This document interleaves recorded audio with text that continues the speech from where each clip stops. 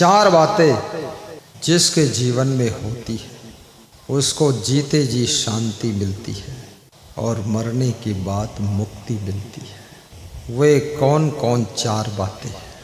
ध्यान देना। विहाय कामान्य शर्मान्न पुमांश्चरत निस्पृहा निर्ममो निरहंकार सह शांतिम अधिगच्छति।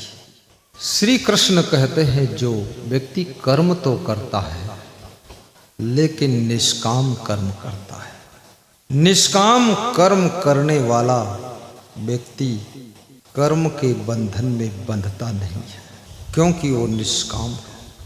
सकाम कर्म बांधता है, निष्काम कर्म बांधता नहीं है। जो निष्काम कर्म करता है, श्रीमद् भगवत गीता में निष्काम कर्म की बड़ी श्रेष्ठता बताई गई है। आप अपने पति की सेवा करें और निष्काम सेवा करें तो आप जीवन भर सेवा कर सकती है। लेकिन पति से बहुत बड़ी कामना है तो बीच में सेवा कम ज़्यादा हो सकती है, सेवा छूट भी सकती है, रिश्ता भी टूट सकता है, तलाक भी हो सकती है, कोर्ट कचहरी तक मैटर पहुंच सकता है। कामना हमेशा रिश्तों को भी चकनाचूर कर देती है। सास ससुर की भी सेवा करो तो निष्काम भाव से करो कि उनसे हमें कुछ नहीं चाहिए, बस सेवा। सेवा कभी निष्फल नहीं होती है, सेवा स्वयं आपको फल देती है।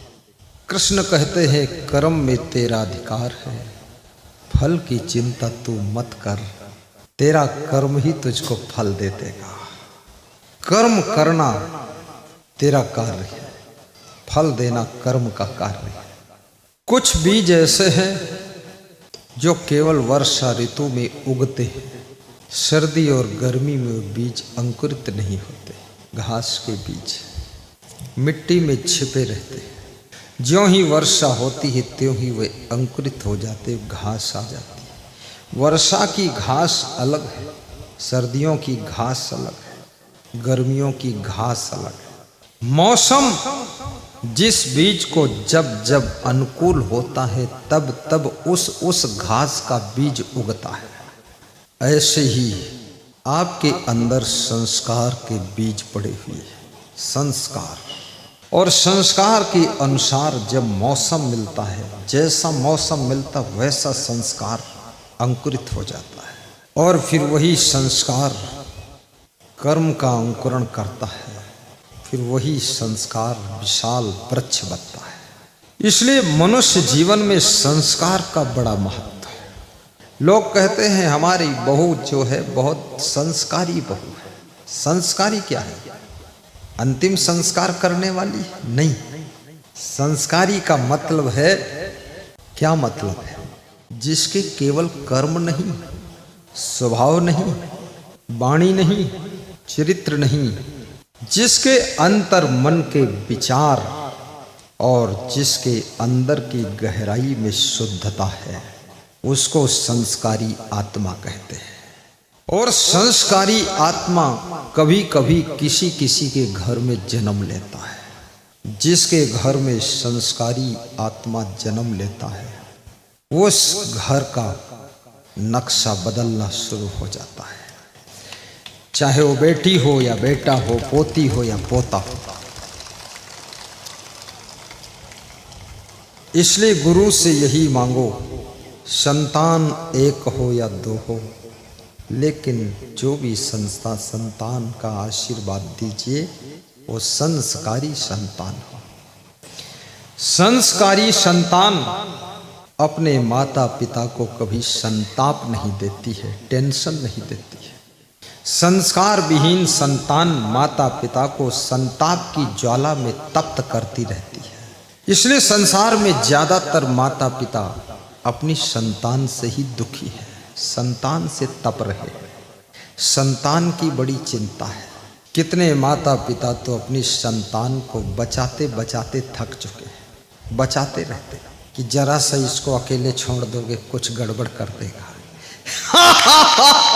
अब ये क्या लफड़ा है? कितने गुरु भी थक गए अपने चेलों से, उनको डर है चेला को अकेले छोड़ दोगे कुछ गड़बड़ कर देगा। अरे ये नालायक चेला है, ये धूर्त संतान है कि शत्रु है। कहीं अकेले हो जाओ तो भी माँ बाप को डर न लगे, सास ससुर को भय न लगे, गुरु को भय न लगे, गुरु भाइयों को भय न लगे कि अकेले हैं तो बिगड़ जाएंगे। कैसे बिगड़ जाएंगे? सूरज अकेला है कभी बिगड़ा? बराबर रोशनी देता है। कोई नमस्कार करे तो भी रोशनी देता है। कोई कहे, कितने लोग सूरज को गाली भी देते हैं, कहते साला बहुत तप रहा है, साला बोलते हैं। लेकिन सूरज नाराज नहीं होता, साला बोलो चाहे जीजा बोलो। वो सूरज समझता मैं न किसी का साला हूं न जीजा हूं, ये साला बोलने वाला साला खुद ही खराब है साला। सूरज भी समझता है साला साला करते हो। सूरज अपने संस्कार, अपना स्वभाव चेंज नहीं करता है। इसलिए 84 योगा में एक सूर्य नमस्कार का योगा है। अगर 84 योगा करने का तुम्हारे पास में वक्त नहीं है तो सिर्फ एक योगा कर लीजिए जिसका नाम है सूर्य नमस्कार। सभी महिलाएं करीब करीब बीमार हैं। मेरे पास जितनी महिलाएं आती हैं सब बीमार आती हैं। दूसरा कुछ आशीर्वाद मांगती ही नहीं, बस यही मांगती हैं, बीमार बहुत हो, बहुत बीमारी है। तो मैं मुस्कुरा देता हूँ।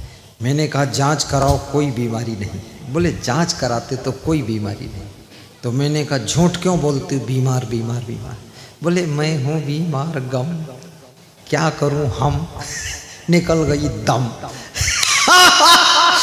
अब ये क्यों बीमार इतना? मशीनों ने इंसान का काम छीन लिया है, और जब मशीनें इंसान के काम को करने लग जाती है तो इंसान आराम से बैठा रहता है, बुद्धि लगाता रहता है, शरीर हिलता डुलता नहीं है, शरीर से एक्टिविटी होती नहीं, तो शरीर बीमार हो जाता है। जितनी लड़कियां बहू बनकर जाती हैं ससुराल में, सब बीमार बनकर आती हैं। इधर से गई थी बहू बनकर, बड़ी खुश थी, जंप थी शरीर में, उधर से आई है तो ऐसा लगता है कि ससुराल से नहीं आ रही, हॉस्पिटल से आ रही है। बहुत बीमार है। क्यों इतनी बीमारी?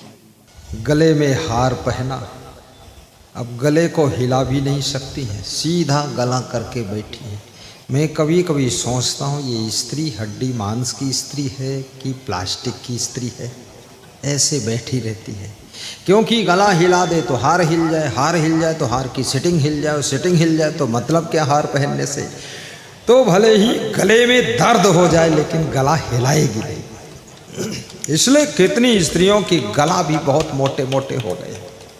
थोड़ा व्यायाम करिए देवी जी। पति को दुख मत दीजिए बीमारी बुला बुला कर, ससुर को टेंशन मत दीजिए रोग इकट्ठा कर करके, सासू को असमंजस मत दीजिए, अपने माँ बाप को भी दुखी मत करिए। स्वस्थ रहिए, मस्त रहिए, चुस्त रहिए, दुरुस्त रहिए, और ये भी याद रखना घर के कामों में व्यस्त भी रहिए, कोई बीमारी नहीं रहे।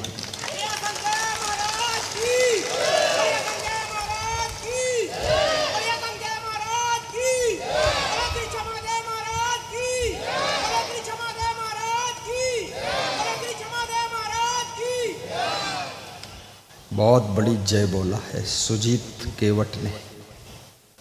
सुजीत केवट साहब है। कर्म करने से शरीर भी स्वस्थ रहता है, व्यायाम करने से बुद्धि कुशाग्र होती है। व्यायाम का अर्थ है नहीं खाली योगा करो, व्यायाम का अर्थ है मोटे काम भी करो, वो भी व्यायाम है। बोरी उठा लो, छत पे 10 बार चढ़ो उतरो सीढ़ी से, बर्तन मांज धो डालो। जिनके घर में नौकरानी है उनके घर में बीमारी की हैरानी है। एक तरफ नौकरानी भी वेतन ले जाती है, दूसरी तरफ बीमारी भी पैसा ले जाती है, डबल नुकसान। और घर की जो महारानी है वो दुखी भी है। दूसरी बात, भोजन भी कम कीजिए। आज के 50 साल पहले खान पान बड़ा रूखा सूखा था, इसलिए कबीर ने जब दोहा लिखा तो उसने लिखा कि रूखा सूखा खाई के और ठंडा पानी पियो। अब लोग क्या करते हैं, हलवा पूड़ी खाई के थर्मस का गर्म पानी पियो और तब भी हजम नहीं होता। रूखा सूखा घर में वे रोटियां भी कभी कभी खाइए जो हाथ से बनाई जाती है। और गेहूं के आटे में चना का आटा, बाजरा का आटा, मक्का का आटा, ज्वार का आटा और बादाम का आटा और जौ का आटा, अलसी का आटा, ये सब मिक्स करके पीस दीजिए और 7-8 प्रकार के आटे की रोटी को मोटी बना के और चूल्हे की लकड़ी की आग में सेंक के और उसके बाद खाइए। सेहत देखिए, पेट देखिए, सेट देखिए, क्या आनंद आ जाएगा। और उसी में मेथी डाल दिए थोड़ी, वो भी पीस दीजिए। मेथी भी पीस दीजिए। मैं 8 प्रकार के आटे की रोटी खाता, 8 प्रकार। बूढ़ा होने भी 20 साल लेट बूढ़े होंगे आप भी, बस ये सब आटा मिला दो। गेहूं कम से कम मिलाइए और थोड़ा धीरे धीरे खाइए, चबा चबा कर खाइए, प्रेम से खाइए। भोजन को मुंह के भीतर थोड़ी देर रोकिए, कम से कम, ज़्यादा नहीं तो 20 सेकंड 15 सेकंड रोकिए। मुंह में रखा और निगल गए, स्वास्थ्य अच्छा नहीं रहेगा। मुंह में रख कर रोकना ही एक साधना है, रुकेगा नहीं, क्योंकि स्वाद आता तो सट से अंदर जाता है। रोकना है, पकड़े रहना है, अंदर जाने नहीं देना। मुंह में ही लुढ़काना है, उसमें लार मिलाना है, उसका टेस्ट भी लो। टेस्ट तो एक बहाना है, मुंह की लार को मिलाना है। और लार जब मिल जाती है भोजन में, 40% भोजन मुंह में ही हजम हो जाता है। 40%। बिना पैसे के फार्मूले बता रहा हूं। सासू की सेवा भी निष्काम भाव से कीजिए। बहू का ख्याल रखो, लेकिन निष्काम भाव से रखो। ये मत सोचो कि बहू हमारे पांव दबाएगी। पांव दबाने की कामना मत रखो, पांव पे डंडा ना मारे, यही बहुत बड़ी बात है। पांव दबाना कहाँ। हर बहू को चाहिए सवेरे उठ करके अपने सास ससुर के पांव छू ले। भगवान और देवी देवता साक्षात तुमको न मिले हैं न मिलेंगे। देवी देवता के रूप में सास ससुर मिलते हैं, अतिथि मिलता है, माता पिता मिलते हैं।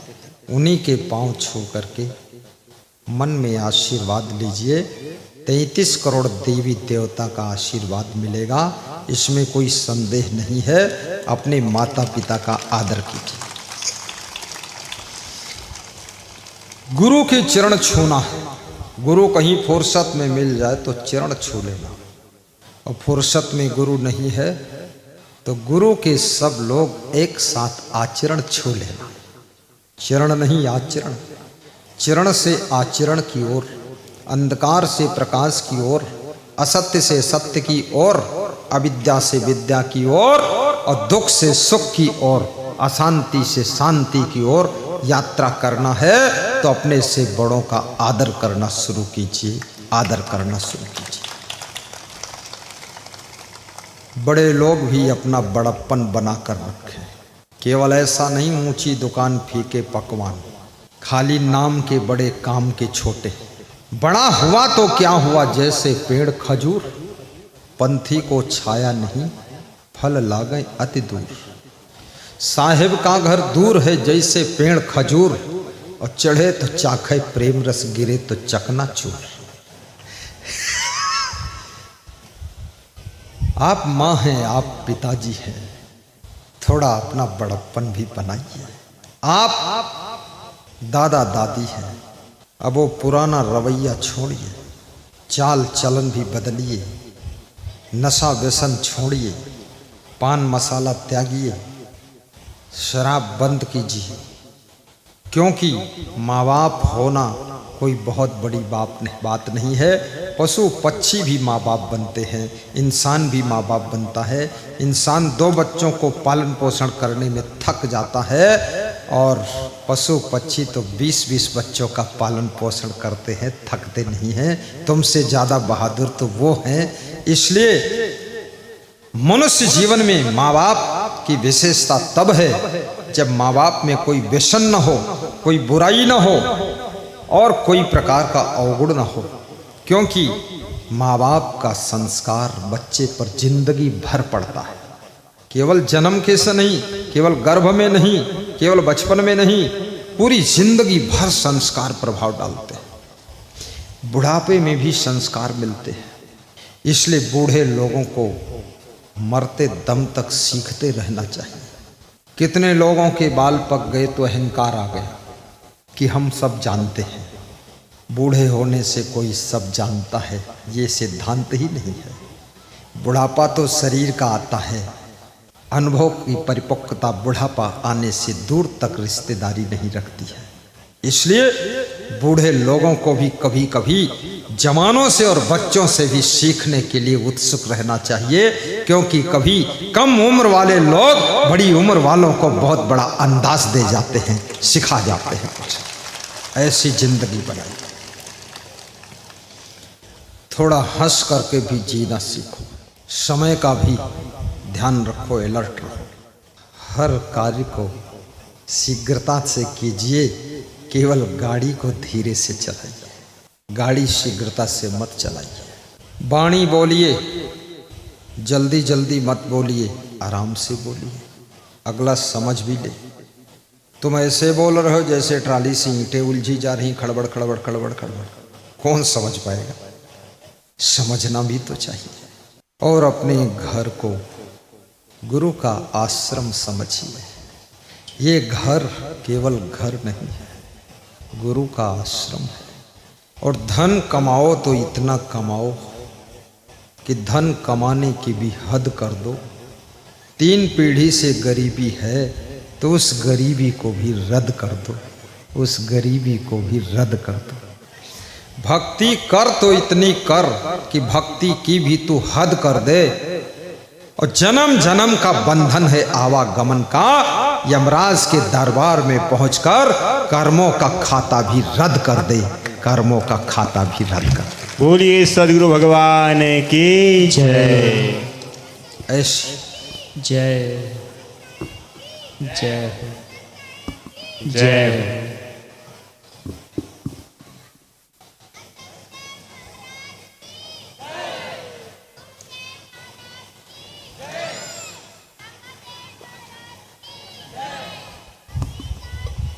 जय हो। श्री कृष्ण कहते हैं, विहाय कामान्य, जो निष्काम कर्म करता है वो कर्म के बंधन से मुक्त रहता है।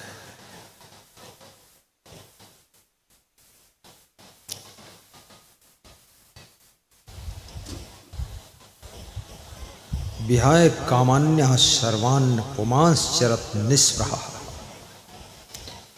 और जो निष्प्रही है, निष्प्रही का मतलब अस्पृहा माने चाहना, जो दूसरों से सुख की चाह नहीं रखता है। दूसरों से सुख की चाह ही दुख लेकर आती है। इसलिए कभी भी दूसरों से सुख की चाह मत रखना।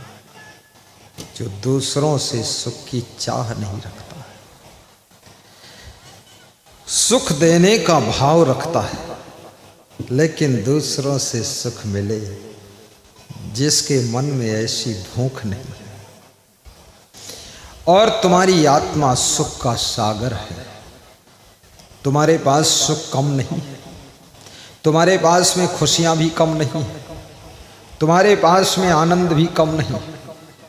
तुम अपने आनंद का उद्घाटन तो करो, तुम अपनी खुशियों को थोड़ा उनका दरवाजा खोलो तो सही। तुम्हारे पास में कुछ कम नहीं है, बस सुख का दरवाजा प्रेम की चाबी से खुलता है। इसलिए सत्कर्म करो, भागवत में लिखा है। कलयुग में सत्कर्म जीव को सुख दे सकता है और दान जीव को धन्य कर सकता है। भागवतकार कहता है कि दान करने से दरिद्र का नाश होता है, उद्योग करने से दरिद्र दूर भागता है, अन्न को सदुपयोग करने से घर में लक्ष्मी आती है, मूर्खों की संगत छोड़ने से घर में धन आता है, परिवार का कलह कलेश खत्म करने से मनचाही लक्ष्मी घर में आ जाती है। इसलिए कलह कलेश मत करना। कितने घरों में स्वभाव के कारण कलह कलेश है। पति पत्नी अपनी अपनी बात को जीतना चाहते हैं और बात लड़ाते लड़ाते 20 वर्ष हो गए, ना पत्नी जीती है ना पति हारा है, युद्ध जारी है। कौरव पांडव की महाभारत तो खत्म हो गई, इनकी महाभारत भी नहीं खत्म होती और ये खुद भी खत्म नहीं होते। रोज चकई चकधुम मकई के लावा तिकड़िक तिकड़म चलता रहता है, रोज झगड़ते रहते। इसलिए संत कबीर को कहना पड़ा, संतो घर में झगड़ा भारी, संतो घर में झगड़ा भारी। कबीर कहते हैं घर घर में भारी झगड़ा मचा हुआ है। ईंट पत्थर सीमेंट के घर में भी झगड़ा है, इस शरीर रूपी घर में भी झगड़ा है। ये झगड़ा कौन मिटाएगा? कोई सद्गुरु मिल जाए तो ये झगड़ा मिट सकता है।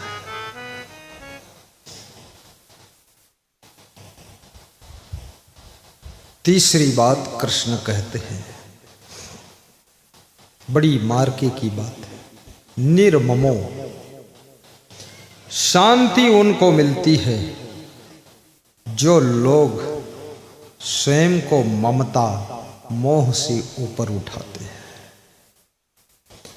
जैसे म्यान से तलवार खींच ली जाती है और फिर वो तलवार किसी को मारो तो कट जाता है। अगर म्यान के भीतर घुसी हुई तलवार को म्यान सहित मारो तो अंगुली भी नहीं कटेगी, लेकिन म्यान से खींच लिया तलवार, म्यान बाहर हो गई। ये मोह और ये ममता तो म्यान है। मोह ममता की म्यान के भीतर तुम तलवार की तरह घुसे हुए हो, इसलिए तुमसे कोई दुख काटे कटता नहीं है। अगर मोह और ममता की म्यान से खुद के मन की तलवार को बाहर खींच लो तो तुम सारे दुखों की जड़ें काट कर रख सकते हो और सुखी हो सकते हो। बोली सदगुरु भगवान की जय। सांप के ऊपर क्योंचली चढ़ जाती है तो सांप को चलने में भी बहुत तकलीफ होती है, और झिल्ली चढ़ी है क्योंचली की तो उसको दिखता भी साफ नहीं। सांप बड़े संकट में है। ऐसे तुम्हारे भी जिंदगी के ऊपर मोह ममता की क्योंचली चढ़ी हुई है, इसलिए हर समय कष्ट होता है। ज्ञान की अग्नि में ये मोह ममता की क्योंचली परिपक्व होकर के पीछे छूट जाएगी और तुम मोह ममता की क्योंचली से बाहर हो जाओगे। फिर तुमको चलने में भी आराम है, देखने भी सुख है और जीने में बड़ा आनंद आएगा। इसलिए मोह की क्योंचली से भी अपने को बाहर कीजिए।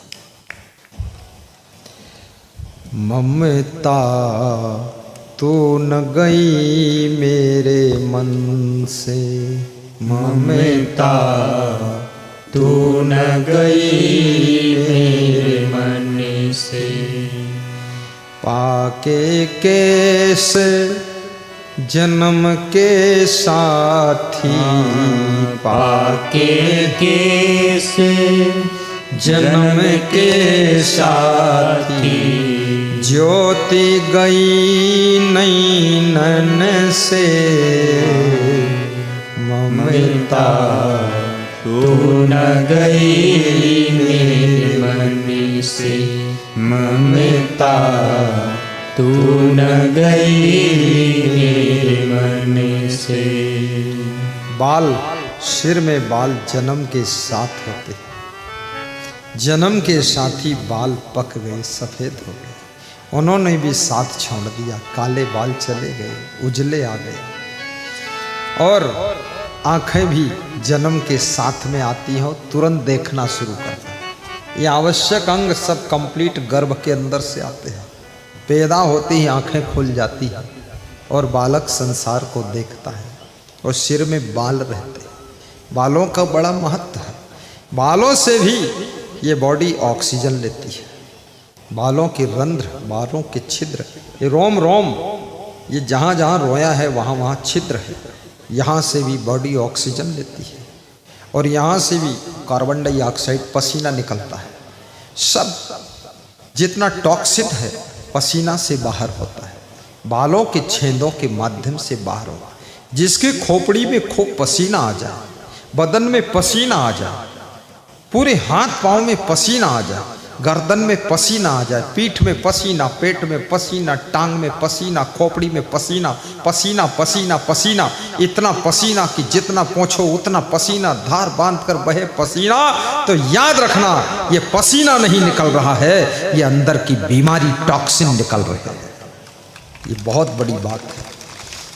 इसलिए थोड़ा पसीना भी आ जाए।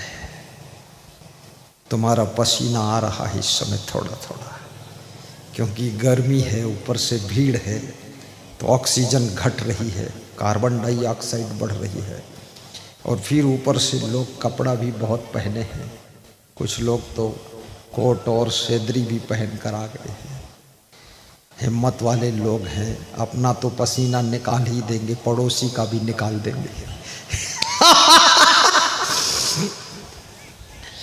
पाके केस जन्म के साथी, पाके केस जन्म के साथी, ज्योति गई नैनन से ममता तू न गई मेरे मन से, ममता तू न गई मेरे मन से, ममता तू न गई मेरे मन से। श्रवण वचन ना सुनत काहू के, वाह वाह। श्रवण वचन ना सुनत काहू के, कान बल किसी के वचन सुनते नहीं, बहरे होंगे। इंद्रियन से ममता तू न गई मेरे मन से, ममता तू न गई मेरे मन से। पाके केस जन्म के साथी, पाके केस जन्म के साथी, ज्योति गई नैनन से, ज्योति गई नैनन से। रे ममता तू न गई मेरे मन से, ममता तू न गई मेरे मन से। बहुत कठिन है ममता, ये मोह। जो लोग अंधे हो जाते हैं, जिससे मोह होता है, उसको छू करके तसल्ली करते हैं, छू लेते हैं। जो बहरे हो गए, सुनाई नहीं देता है, हाथ से स्पर्श कर लेते हैं कि ये मेरा पोता है, सुन तो नहीं पाते। ये ममता रामायण में तुलसीदास लिखते हैं, मोह सकल व्याधिनि कर मूला, मोह सकल व्याधिनि कर मूला, जहिते पुनि उपजहि बहुसूला, जहिते पुनि उपजहि बहुसूला,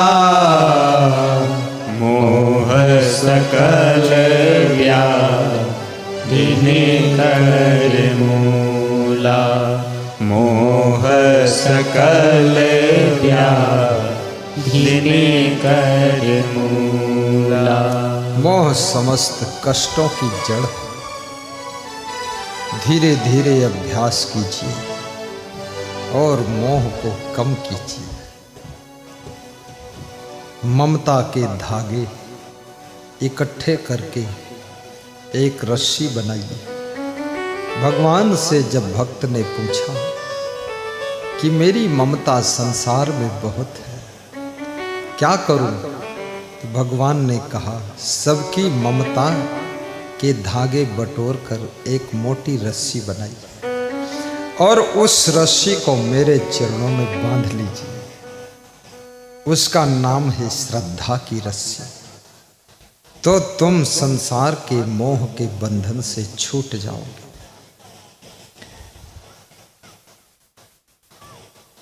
विहाय कामान्यः सर्वान् पुमांश्चरत् निष्प्रह निर्ममो निरहंकारः सह शांतिम अधिगच्छति।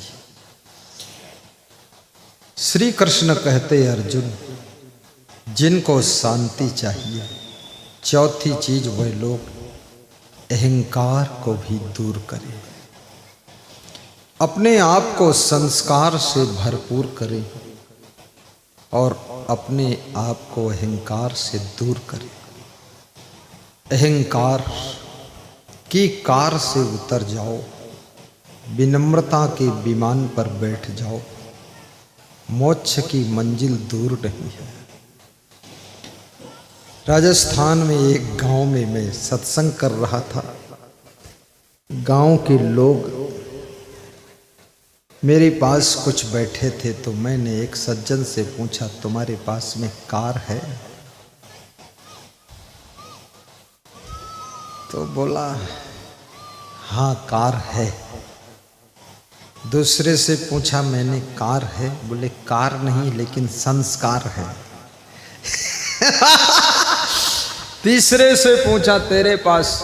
बोले, ना कार है ना संस्कार है लेकिन अहंकार तो है। ये कार वालों को भी समझता कुछ नहीं। चौथे से पूछा, तेरे पास? बोले, ना कार है ना संस्कार है ना अहंकार है लेकिन जिंदगी पूरी बेकार है, बर्बाद हो गई।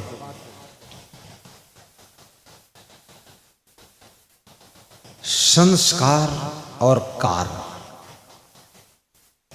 दोनों यदि हैं आपके पास तो आपकी यात्रा सुखद होगी। यदि कार है और साथ में अहंकार है तो आपकी यात्रा दुखद होगी, एक्सीडेंट होने की संभावना ज्यादा है। इसलिए कार में बैठो लेकिन संस्कार लेकर बैठो, अहंकार लेकर मत बैठो। कार का एक्सीडेंट नहीं होता है, अहंकार का एक्सीडेंट होता है। अहंकार में लोग जब तेज कार दौड़ाते हैं तब एक्सीडेंट होता है। किसी गाड़ी को बहुत तेज दौड़ाना बुद्धिमानी नहीं है। गाड़ी हमेशा आराम से चलाए। राजस्थान के एक सज्जन अपनी मां को लेकर गोवर्धन परिक्रमा जा रहे थे। रास्ते में कार को इतना तेज उछाला ब्रेकर पर कि उनकी मां की कमर ही उखड़ गई। जाना तो गोवर्धन परिक्रमा, चले गए हॉस्पिटल। 6 महीने में मां की कमर ठीक हुई। कितने लोग मोटरसाइकिल चलाते हैं, पत्नी गिर जाती है धने में, वो निकल जाते ऊंचे हरा, वहां देखते हैं पत्नी नहीं है, फोन आता है खोपड़ी फूट गई यहां पड़ी। ये पत्नी कोई गठरी नहीं है, थोड़ा संभल कर चलाइए, धीरे चलाइए, शांति से चलाइए। और बहुत दौड़ने से भी सोच लो तुम, कुछ खास मिलने वाला कुछ नहीं मिलेगा। मुकेश अंबानी से ज़्यादा सभी लोग दौड़ धूप कर रहे हैं, लेकिन उसको जो मिला है वो किसी को नहीं मिला है। इसलिए बहुत ज़्यादा भगदड़ में मत पड़िए, थोड़ा आराम से गाड़ी चलाइए और स्नान जल्दी कर लीजिए, बिस्तर जल्दी लगा लीजिए, झाड़ू जल्दी लगा लीजिए, लेकिन गाड़ी जल्दी न चलाइए, ताकि जिंदा रहोगे तो कल फिर काम कर लोगे।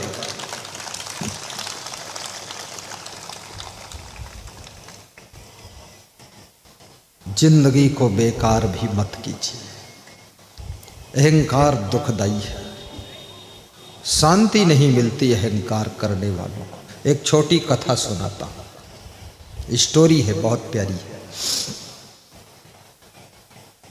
एक राजकुमार जंगल की सैर करने गया। मूडी राजकुमार था। कितने लोग मूडी डूडी होते हैं, विवेक से नहीं चलते हैं, मूडी। सैनिकों को भी पीछे छोड़ दिया, अपने मनमानी ढंग से जंगल में सैर करने लगा। चलते चलते, पैदल चलते चलते थक गया, प्यास लग गई, एक कुएं के पास गया। कुएं के पास में एक बाल्टी और एक रस्सी रखी हुई थी। वो इसलिए रखी थी, कोई प्यासा आ जाए तो बाल्टी रस्सी में बांध करके पानी भरकर पी सके। आज के युग में अगर आप कुएं के पास में बाल्टी और रस्सी रख दो पानी पीने वालों के लिए, और शाम को लौट कर जाओ तो न बाल्टी मिलेगी न रस्सी मिलेगी। छत्तीसगढ़ में किसी ने प्याऊ बनाया तो गिलास में जंजीर लगाकर ताला लगा दिया। तो मैंने उससे कहा, ये 5 लाख का प्याऊ और 5 रुपये के गिलास में ताला लगा दिया है। बोला, सवाल गिलास का नहीं है, लोग पानी पीकर गिलास भी साथ लेकर चले जाते हैं। 1000 गिलास रख चुका हूँ, बड़ी टेंशन हो रही है। भारत देश के लोग धर्म कर्म पूजा पाठ बहुत करते हैं, पर चट्टापना छोड़ते नहीं। नॉर्वे देश का आई हॉस्पिटल नेपाल में था। भारत देश के लोग वहाँ नेत्र का ऑपरेशन कराने जाते थे। वह लोग सभी मरीजों को बिछाने के लिए कंबल, ओढ़ने के लिए कंबल देते थे। 1 साल के बाद पता चला हॉस्पिटल में एक भी कंबल नहीं बचा। भारत के लोग कंबल भी लेकर घर चले गए। अभी आंख बनवाने गए थे और चोरी करके लाए। कुंभ मेला में कितने साधुओं के कैंपों में भी रजाई गद्दा लोग चुरा ले गए। रात भर सोए भी उस पर, सवेरे उठा के ले गए। ये चोरी सेवा करने वालों के मनोबल को कमजोर कर देती है। कृपया किसी कैंप में जाइए, कुंभ में जाइए, किसी साधु संत के यहाँ भंडारा खाइए। शास्त्रों में लिखा है फ्री में भंडारा नहीं खाना चाहिए। जो फ्री में भंडारा खाते हैं उनका पुण्य क्षीण होता है, पुण्य खर्च हो जाता है। और जो भंडारा में कुछ दान देकर भंडारा खाते हैं उनका पुण्य डबल हो जाता है, उनका पुण्य डबल हो जाता है। सेवा का भाव होना चाहिए। तो राजकुमार प्यासा था, मन में सोचता पानी पीऊं। रस्सी उठाया, बाल्टी से बांधा और पानी भरने के लिए चला। तो मन में ख्याल आ गया कि मैं तो राजा का बेटा रायजादा हूँ, मैं कुएं से पानी कैसे भर सकता। अहंकार आ गया, बिना पानी भरे किनारे बैठ गया कि कोई और आएगा, पानी भरेगा, पिलाएगा। तब तक मंत्री का बेटा भी जंगल की सैर करने आया था, उसको भी प्यास लगी। चलते चलते वो भी उसी कुएं के पास आ गया। मंत्री के बेटे को देखकर राजकुमार ने कहा, आइए आइए आइए, पानी भरिए, पिलाइए, पीजिए, बहुत बड़ा पुण्य होगा। मंत्री के बेटे ने कहा, ये आपको ज्ञान है कि पानी पिलाने से पुण्य होता है, तो आप भरिए, हमको पिलाइए और आप पुण्य ले लीजिए। राजकुमार ने कहा, मैं तो राजा का बेटा रायजादा हूँ, इसलिए पानी भरकर नहीं पी सकता, पानी भरना तो कहार का काम है। मंत्री के बेटे ने कहा, आप राजा के बेटे रायजादा हैं, मैं मंत्री का बेटा मंत्री ज़्यादा हूँ, मैं भी पानी नहीं भर सकता, ये तो कहारों का काम है। दोनों अहंकारी एक साथ बैठे हुए हैं, तीसरे का इंतजार कर रहे हैं। तब तक एक तीसरा व्यक्ति अमीरों का बेटा पहुंचा, प्यासा है। पहुंचते ही मंत्री और राजकुमार के बेटे ने कहा, आइए, पानी भरिए, पिलाइए, पुण्य कमाइए। तो उसने कहा, आप लोग ये पुण्य क्यों नहीं लेते हैं? आप भरिए, आप पिलाइए, आप पुण्य लीजिए। जैसा को तैसा मिले, मिले नीच को नीच, अब पानी में पानी मिले, मिले कीच में कीच। अहंकारी को अहंकारी ही मिल रहा है। राजा के बेटे ने कहा, मैं राजा का बेटा रायजादा हूँ, इसलिए पानी नहीं भर सकता। मंत्री के बेटे ने कहा, मैं मंत्री का बेटा मंत्री ज़्यादा हूँ, इसलिए पानी नहीं भर सकता। तो तीसरा, मैं अमीरों का बेटा अमीर ज़्यादा हूँ, इसलिए मैं भी पानी नहीं भर सकता। तीनों प्यासे इकट्ठे एक साथ बैठे, तीनों अहंकारी हैं। अमीर ज़्यादा, राय ज़्यादा, मंत्री ज़्यादा होने का अहंकार है। चौथे का इंतजार है, प्यास बढ़ती जा रही है। तब तक एक चौथा व्यक्ति आ गया।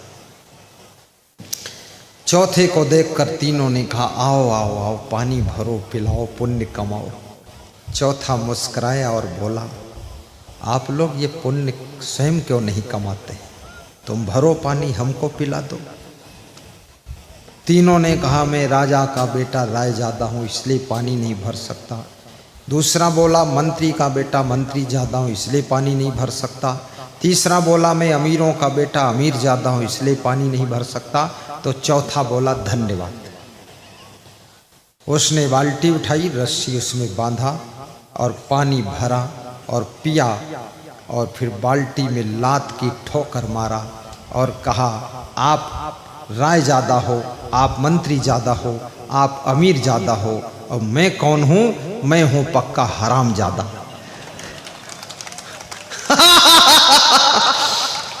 मैं तो एक गिलास नहीं पिलाऊंगा, हराम ज़्यादा आ गए। बाल्टी में जो पानी बचा था, लात मार कर, ठोकर मार कर लुढ़का दिया, बोला, ये चला हराम ज़्यादा अपने रास्ते। याद रखना, अहंकारी को अहंकारी ही मिल जाता है। इसलिए छोटे छोटे काम भी अपने हाथ से कभी कभी कर लिया करो।